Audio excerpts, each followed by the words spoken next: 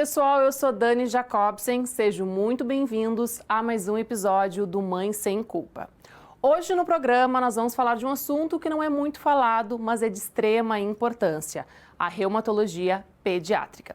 Você sabia que dores articulares, irritação, cansaço e febre persistente pode ser algum sinal de doenças reumatológicas? A gente associa muitas vezes essas doenças aos adultos e idosos, mas também afetam crianças e adolescentes. E o quanto antes a gente reconhecer estes sinais, mais qualidade de vida nossas crianças terão. Então, aqui no programa eu trouxe a reumatologista pediátrica, a doutora Joana Mattioni.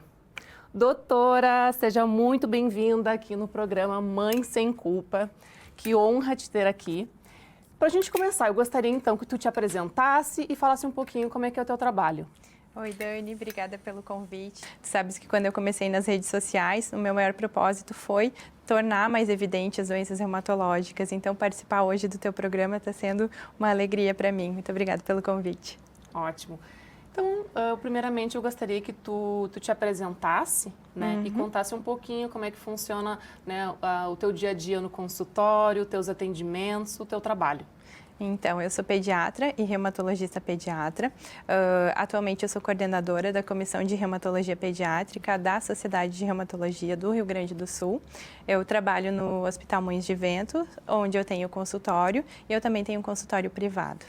Então, o reumatologista pediatra, ele é um especialista que trata de dores tanto articulares, doenças que afetam, né, articulações, joelhos, músculos. Eu costumo dizer no consultório para os pais, os pacientes, que a minha especialidade é como se fosse um detetive. Então, a gente vai juntando as pecinhas de quebra-cabeça mesmo, juntando sintomas e, a partir disso, tentando fechar um diagnóstico ou excluir uma doença reumatológica. Bom, a minha pergunta já ia ser, né, o que é, né, uma reumatologia, né, pediátrica, mas você já me respondeu. Então, eu gostaria de perguntar assim, quais são as doenças mais comuns nas crianças? Então, a doença inflamatória crônica mais comum na infância, dentro das doenças reumatológicas, é a artrite reumatoide juvenil, que é a artrite idiopática juvenil. Ela é um conjunto de doenças, então dentro delas existem vários subtipos de doenças, então cada uma com a sua peculiaridade. Então temos doenças que acometem só a artrite idiopática juvenil, que acomete só a articulação, algumas que vêm acompanhadas com sintomas de doença psoriásica, outras também que vêm acompanhadas com febre, com dor articular, alterações de pele. Além da artrite idiopática juvenil, existe o lúpus também, o lúpus infantil, não é só adulto que tem lúpus. Doenças como dermatomiosite, febre reumática, dor óssea do crescimento a gente também acompanha. Então, existe um mundo um leque de opções de doenças reumatológicas. Atualmente, mais ou menos 100 doenças reumatológicas pediátricas, né? Nossa, é bastante, né? É bastante. A gente não tem, claro, a gente conhece as mais conhecidas, né? Isso. Que tu mencionou, mas então tem algumas que são mais raras. Então, tá. Criança que esteja muito irritada, cansada, não querendo brincar, pode ser algum sintoma de alguma doença reumatológica? Com certeza. Existem crianças, normalmente as doenças reumatológicas em crianças, elas não dão tanta dor.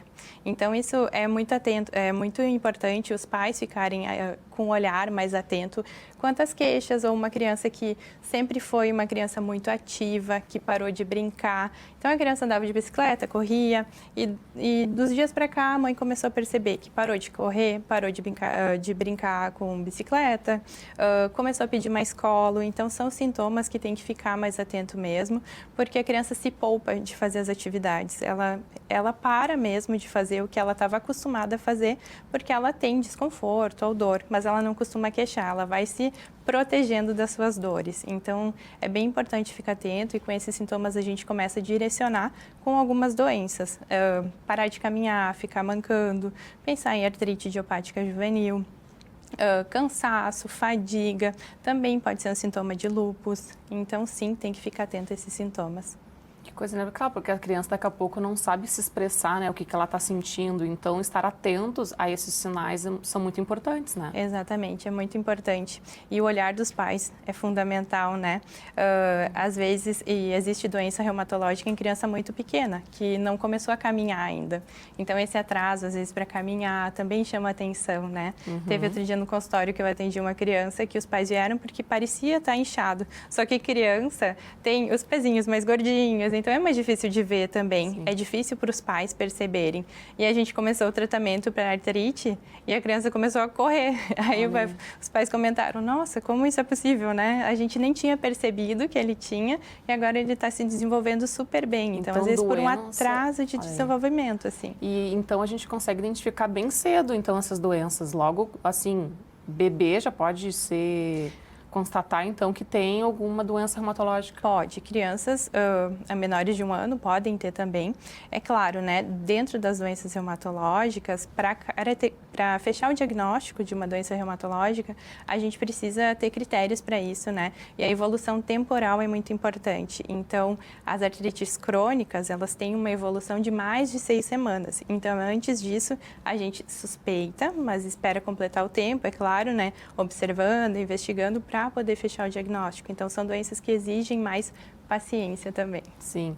E me diz uma coisa, quais outros sinais os pais podem estar atentos, né? Além de cansaço, irritação, fadiga, algum outro sintoma, né, que tu pode aí deixar os pais mais em alerta? Sim, inchaço articular, então as juntas inchadas como o joelho, tornozelos, punhos, são articulações mais fáceis de ver, né? Dificuldade, a gente chama de rigidez matinal, quando a criança acorda de manhã mais durinha. Então, acorda, mas parece um velhinho mesmo, sabe? A gente sempre fala, os velhinhos ali, porque dói a coluna, os joelhinhos doem. Então, até escovar o dente, até tomar café, até fazer essas atividades, eles ficam mancando, o que não é habitual deles. Aí, depois disso, a vida segue normal. Então, essa rigidez matinal é bem característico de doença reumatológica. Além disso, queda de cabelo com falhas, alterações oculares. Às vezes, sim, as doenças oculares têm ligação com doenças reumatológicas às vezes. O olho pode inflamar por causa de doença reumatológica. Além disso, perda de peso também, manchas na pele, como a asa em borboleta, que é bem comum do lúpus, ou manchas da pele que não têm um significado tão evidente, precisam ser investigadas também. E febre de repetição, doutora? Pode ser também uma indicação de doença reumatológica? Pode. As febres de repetição, as febres recorrentes, então, né, sem uma explicação, sem uma causa infecciosa, elas são muito importantes a gente investigar. Descartando o foco infeccioso ou causas aparentes, existem as febres cíclicas, então, que podem ser características de doença autoinflamatória e elas se caracterizam pela periodicidade mesmo. Então, tem uma vez no mês, por 3 a 5 dias, se repete no mês seguinte e os pais conseguem determinar bem essa periodicidade, sabe? Aí tá chegando o dia de ter febre. Então, essa febre periódica, sim, ela tem características de doença autoinflamatória, pode ser também um sintoma de lúpus ou então de artrite idiopática juvenil. Então... E quando que chega a hora, assim, eu já descartei várias possibilidades, não é, né? De repente a gente se confunde muito com alguma coisa ortopédica, Sim. né? E a gente descartou. Qual é a hora certa, então, de procurar um reumatologista?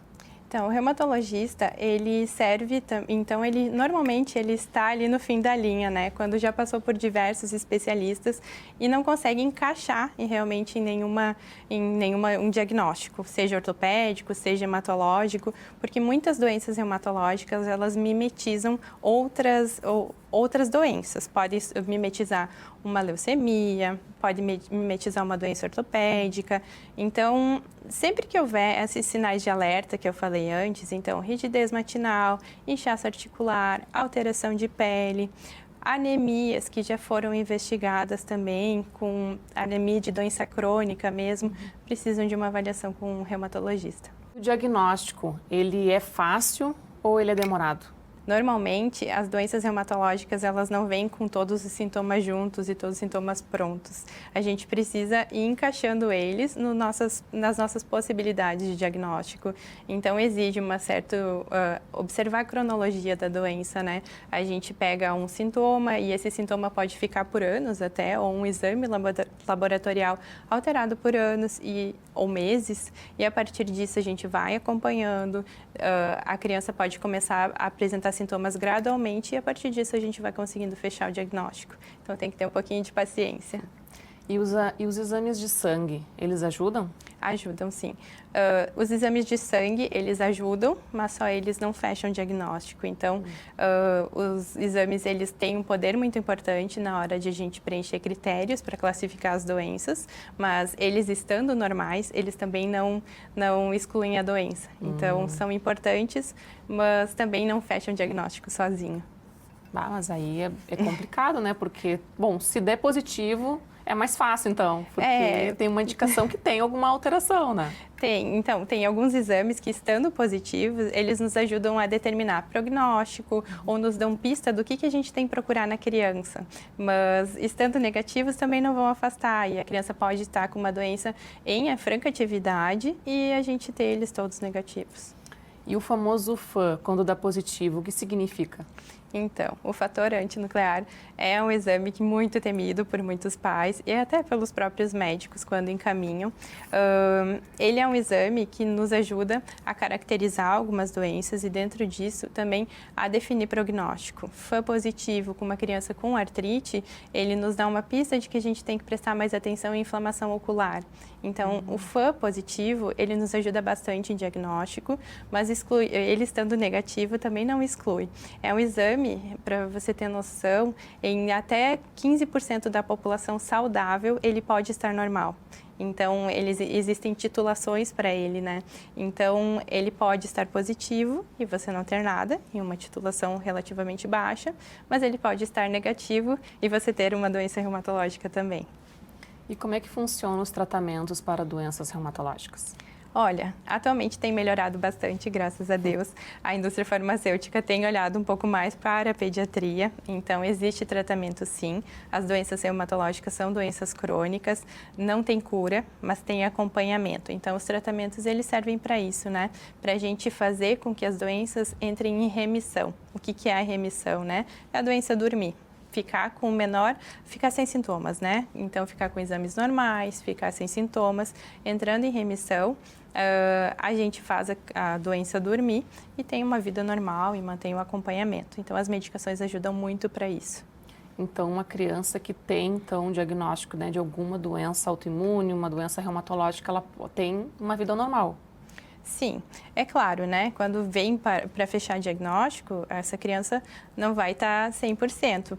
Possivelmente vai ter uma artrite ou cansaço, fadiga, que vão ser sintomas da doença. A partir do momento que a gente consegue controlar isso, sim, o objetivo do tratamento e do acompanhamento, né, contínuo é esse, manter a criança ativa, tendo uma vida normal.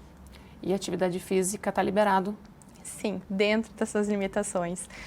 Crianças com artrite ativa, né, que é a inflamação das juntas, joelhos inchados, tornozelos, não é recomendado que se faça atividade de alto impacto, por exemplo. Mas, sim, o movimento faz parte do tratamento, eu sempre falo, as crianças têm que se manter ativas, né? Então, faz parte do tratamento dentro das suas limitações, né? E dentro das indicações. Sim. Tu indica algum esporte específico que não tenha tanto impacto? As crianças podem fazer tudo, né? Dependendo do grau de atividade de doença ou do acometimento articular, sim, assim, para artrite, às vezes, inicialmente, eu costumo dizer para fazer natação ajuda bastante porque não tem muito impacto. Então, depende muito da fase do tratamento que a gente está, porque senão é vida normal mesmo. E tem um grupo multidisciplinar, né, incluído, né, nesse tratamento com a criança, né? Qual é o papel da fisioterapia? A fisioterapia é muito importante. Inicialmente, ela tem que ser feita com muita cautela, até porque a criança não vai conseguir fazer todos os movimentos da fisioterapia por causa da dor e das limitações. A gente controlando isso para evitar com que a criança fique com sequela, sim, é muito importante. Além da fisioterapia, psicólogos são muito importantes também. A gente atende bastante adolescentes, né? Então, assim, muda a vida dos pais, mas também muda da criança. O paciente é a criança, né? Os pais vêm muito nervosos para o consultório e eles sempre querem tirar as suas dúvidas e tem muitas angústias, mas o paciente é a criança, sabe? E às vezes ele absorve toda essa preocupação. Então, é muito importante ter um acompanhamento com um psicólogo, com um nutricionista também, porque às vezes vai alterar a questão do peso, dependendo do tipo de medicação, por um curto período ou longo pode inchar, como o uso do corticoide, né? Então, ter todos esses cuidados são muito importantes. Bom, chegou uma família no teu consultório, tá? Enfim, estão apreensivos, né? Eles estão preocupados, têm muitas dúvidas e tiveram o diagnóstico, então, de uma doença reumatológica. Como é que tu acolhe essas famílias? Né? Porque também tu falou que tem que ter um acompanhamento, né, de um psicólogo à criança, mas acho que os pais também nesse momento precisam também, né, de repente não externar tanto isso para a criança, né, essa angústia. Né? É muito difícil isso, sabe? Porque vem a angústia dos pais realmente por culpa. Né? O que eu fiz ou o que eu poderia ter feito de diferente para evitar com que ele tivesse? Não existe. São doenças que têm um componente genético, com fatores de risco associados e que por algum motivo aquela criança expressou isso. Então, assim, os pais não têm culpa, eles não têm nada do que teria feito diferente ou a mais que poderia mudar o curso da doença. Então, lidar com essas ansiedades é muito importante, conversar, acolher essa família mesmo é muito importante, porque os pais ficam... Óbvio, vai ser uma mudança muito radical, não só na vida da criança, como de toda a família, né? Então, hábitos alimentares, cuidados de vida, rotina de medicamento, né? Que antes não tinha. Então, acolher os pais, conversar, explicar, tentar tirar essa culpa é muito importante também. Pois é, agora que bom, né, que a tecnologia está melhorando, né? Agora nós temos, então, medicamentos que podem estacionar a doença, né? E que nem eu falei, o quanto antes a gente identificar esses sinais, né, o quanto antes a gente levar numa reumatologista, um especialista, mais as chances de ter uma maior qualidade de vida, né? E essa criança ter uma vida normal. Com certeza, isso é muito importante, o diagnóstico precoce. O que acontece é que as doenças reumatológicas são doenças muito raras e não são conhecidas, por vezes, pelo médico que teve contato primeiramente com essa criança, pelos pais que não sabiam que o reumatismo existe em crianças. Então, encurtar esse tempo de jornada dos pais que ficam rodando de médico em médico ou que acham que às vezes até manha, sabe, da criança que não quer mais levantar, que não quer mais caminhar. Então, assim, encurtar essa jornada até fechar o diagnóstico é muito importante para evitar sequelas, né? Sequelas hoje não acontecem tanto, claro, pelo tempo, né, de diagnóstico de tratamento que a gente consegue encurtar, mas também pelas medicações existem mais opções, então, com certeza, o tratamento fica bem mais eficaz. Ótimo. Doutora Joana, muito obrigada por esse quadro de esclarecimentos, né, do primeiro quadro de perguntas. E agora eu gostaria de agradecer os meus apoiadores dessa árvore linda de Natal. Quero agradecer o Mundo Mix, que é um atacado de brinquedos. Lá vocês encontram todos os tipos de brinquedos e o melhor, são preços realmente de atacado. E também agradecer o Mário Atacarejo, que forneceu a árvore de Natal, os enfeites, para deixar muito mais alegre este Natal. Vou deixar o arroba aqui para vocês deles aqui na tela. Doutora, voltando aqui, então, a gente vai entrar agora num quadro de mitos e verdades, tá? Eu vou te falar uma afirmação e tu vai me dizer se é mito ou verdade e também justifica a tua resposta, tá bom? Tá bem, vamos lá? Vamos lá. Reumatismo é doença de idoso. Mito. Existe sim reumatismo em criança, é mais raro, mas existe sim. Exames de sangue sempre confirmam. Nem sempre. Então, como eu falei antes, né, os exames podem estar negativos e a criança ter uma doença reumatológica. Então, eles são complementares, só eles não vão fazer diagnóstico. Dor de crescimento nunca precisa de avaliação. Mito. Dor do crescimento, sim, precisa de avaliação. Criança não é normal sentir dor, então a dor do crescimento ela é um diagnóstico de exclusão, ela precisa ser avaliada. Então, dor do crescimento, que é chamada dor benigna do crescimento, ela precisa sim ter uma avaliação, ela tem uma característica de uma doença que costuma ser bilateral, mais inespecífica quando eles referem a dor. Quando a dor é unilateral, que não cessa com analgesia simples, que a criança passa, às vezes eles acordam com dor, mesmo sendo benigna, mas que no outro dia a vida segue normal. Mas se a dor seguir, se a dor foi muito pontual, se a criança conseguir direcionar bastante a dor, são sinais de alerta bem importantes para a investigação. Criança com doença reumatológica não pode fazer esportes. Mito total. Esporte faz parte do tratamento, né? Atividade física faz parte do tratamento. Então, precisa, claro, dentro das fases da doença, existindo algumas restrições, mas sim, deve se movimentar. Perfeito. Febre recorrente pode ser uma doença reumatológica. Com certeza, pode estar dentro das possibilidades diagnósticas, então a gente pensa sempre em doenças autoinflamatórias, artrite idiopática juvenil, lúpus, então sim, tem que investigar. Quanto antes tratar, menos riscos de sequelas. Certíssimo, a gente precisa sim enfatizar, levar em evidência os sinais de alerta para começar o tratamento, porque o quanto antes sim evita muita sequela. O diagnóstico costuma ser bem demorado. Por vezes sim, por vezes não, mas dependendo o tempo, né, de evolução de doença, se a criança já chega cheia de sintomas, com a doença mais florida que a gente chama, não é tão difícil. Mas eu sempre aviso os pais que na primeira consulta é muito difícil já sair com um diagnóstico bem estabelecido, né? Precisa de uma avaliação complementar, precisa de exames, precisa de toda uma abordagem, ou a avaliação física é fundamental. Então, todas essa anamnese com o exame físico e o exame complementar, mais o segmento. Então, nem sempre é fácil. Quanto tempo médio, assim, mais ou menos? Dá um... Então, as doenças crônicas, elas têm esse tempo de cronologia mesmo, né? Para definir se, por exemplo, uma artrite, ela é crônica, tem que ter um tempo mais de 6 semanas. Então, toda artrite que foi crônica, um dia ela foi aguda antes. Então, tem que descartar causas mais comuns, né? Como causas infecciosas. Tem muitas doenças virais em criança que podem dar artrite. Uma artrite que pode fazer o gatilho para virar uma doença reumatológica ou que vai se resolver. Então, esse período de evolução ali de pelo menos 6 semanas até acompanhar a evolução, a gente vai ter que esperar. Perfeito. Tem que esperar a evolução da aguda, se vai realmente vir a ser a crônica ou não. Exatamente. Perfeito. O leite aumenta a inflamação. Não, isso é um mito. Enfim, toda criança precisa de cálcio, né? O leite é uma fonte de cálcio. Nas crianças em tratamento, principalmente com corticoide, que afeta o metabolismo ósseo, é muito importante, né? Ter o aporte de cálcio. O leite é fundamental, exceto em doenças com alergias alimentares, né? Ou intolerância, sim, ele vai ser inflamatório, mas isso é uma exceção, né? Não tem... Criança com doença autoimune pode fazer qualquer tipo de vacina? Depende.